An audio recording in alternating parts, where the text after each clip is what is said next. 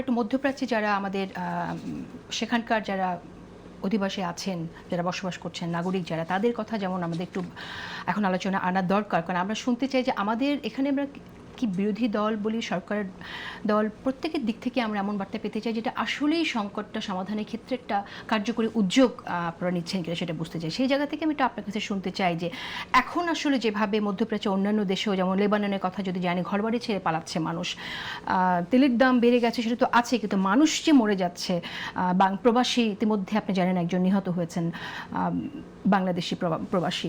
তো সেই জায়গা থেকে এখন আপনার কাছে কি মনে হয় যে কার্যকরী সমাধানটা কিভাবে আসবে? প্রথম কথা হচ্ছে, দেখেন, যুদ্ধ তো কোনোদিন কোনো সমাধান আনেনি আমাদের সারা পৃথিবীতে, ঠিক আছে? আপনি 1945 সালে দ্বিতীয় বিশ্বযুদ্ধের সময় আমেরিকা আণবিক বোমা মেরে জাপানের দুটো শহরকে একদম মাটির সাথে মিশিয়ে দিয়েছিল। সেই জাপান কি মাটির সাথে মিশে আছে এখন? মিশে তো নাই। সেই জাপান তো ঘুরে দাঁড়িয়েছে, উঠে দাঁড়িয়েছে।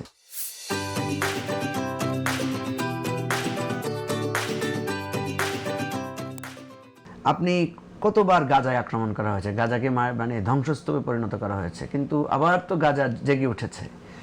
প্রশ্ন হচ্ছে, পৃথিবীতে যত যুদ্ধ হয়েছে, যুদ্ধের সমাধান কি নিয়ে হয়েছে? আবার তো শান্তি আলোচনা, আবার তো দ্বিপাক্ষিক চুক্তি, আবার তো শান্তি চুক্তি, এভাবেই তো হয়েছে।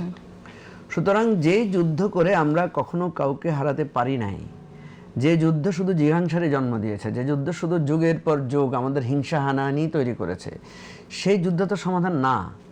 আজকের এই সভ্যতার যুগে এসে এখনো যদি, এবং এখন তো যুদ্ধটা কোথায় গিয়ে দাঁড়িয়েছে আপনি দেখেন, একদম টার্গেট কিলিং করা হচ্ছে। আমরা যেরকম পাড়ার মাস্তানরা যেরকম টার্গেট করে, হ্যাঁ, হামলা করে কাউকে কেউ একদম আটঘাট বেঁধে পরিকল্পনা করে, অনেকটা সেরকমভাবেই খামেনিকে হত্যা করা হয়েছে। খামেনির রাজনীতির সাথে আমার দ্বিমত থাকতে পারে, ইরানের যে শাসন ব্যবস্থা, সেই শাসন ব্যবস্থার সাথে আমার দ্বিমত আছে, দ্বিমত থাকতে পারে। কারণ এক এক দেশের এক এক শাসন ব্যবস্থা, সেটা তাদের আভ্যন্তরীণ একটা ব্যাপার থাকে। আমি একজন বাইরের মানুষ হিসাবে সেটাকে মূল্যায়ন করতে পারি, বলতে পারি, আমার পছন্দ অপছন্দের কথা জানাতে পারি, কিন্তু তার সার্বভৌমত্ব লঙ্ঘন করে আমি তাকে হত্যা করে তার জনজীবনকে বিষিয়ে তুলতে পারি না। এবং এটা কিন্তু এখানে শেষ হচ্ছে না। দেখেন, আচ্ছা, ইরানকে অবরোধ দেওয়া হয়েছে, একের পর এক হামলা করা হয়েছে, এর আগে কাসেম সুলাইমানিকে হত্যা করা হয়েছে, ইরানের 9 কোটি মানুষ। তো এই 9 কোটি মানুষ এবং আজকে যে 47 বছর ধরে তাদের যে এই ইসলামিক প্রজাতন্ত্র ইরানকে তারা লালন করছে, এখানে তো এক ধরনের জ্ঞানের চর্চা দিয়ে তারা সেটাকে গড়ে তুলেছে। আপনি 2-4টা মানুষকে হত্যা করে, যেমন এবারের হত্যাকাণ্ডটা তো ম্যাসিভ হত্যাকাণ্ড, রাইট, কিন্তু একদমই তাই। মানে যুদ্ধে কোনো সমাধান কখনোই আসে না, কিন্তু যেটা হয় যে কিছু মানুষের তো প্রাণ চলে যায়। এই প্রাণ জায়গা চলে থেকে যায় সেটা না, শুধু প্রাণ যায় না, হয়? এটার একটা চেইন এফেক্ট আছে। তো আপনি যেমন ধরেন, আমরা যে টুইন টাওয়ারে যে হামলাটা হয়েছিল, বিভৎস হামলা না? তো এটা যখন, এটা তো একটা প্রতিশোধ হামলা, তারা বলছে যে এটা একটা প্রতিশোধ হামলা হয়েছে। এখন ধরেন ইরানের এই ঘটনার, ইরান কিন্তু লাল পতাকা উড়িয়ে দিয়েছে, তার মানে কি তারা প্রতিশোধের যুদ্ধের কথা ঘোষণা করেছে, এবং তারা এটাও বলেছে যে আমরা মরতে পারবো কিন্তু আমরা মাথা নত করবো না। এবং আমি একটু আগে দেখলাম যে ইরানের সেখান থেকে তারা বলেছে যে আমরা কখনো আত্মসমর্পণ, আমাদের কাছে মানে এটা আমরা কখনো ভাবি না আত্মসমর্পণের কথা, আমরা লড়াই করতে শিখেছি বা লড়াই করব। পৃথিবীতে বহু জায়গায় যুগের পর যুগ লড়াই হয়েছে। আপনার কাছে কি মনে হয় যে এই জায়গাটা আসলে তাদের ইরানের যে স্ট্র্যাটেজি এখন, সেই স্ট্র্যাটেজি কি ঠিক আছে বলে আপনার মনে হয় কিনা? আচ্ছা, আপনি বলেন, বা এখানে সালাম ভাই আছে, বলেন, এই খামেনিকে হত্যা করার পর কি খামেনির প্রতি মানুষের দরদ বেড়েছে না খামেনির প্রতি ঘৃণা বেড়েছে?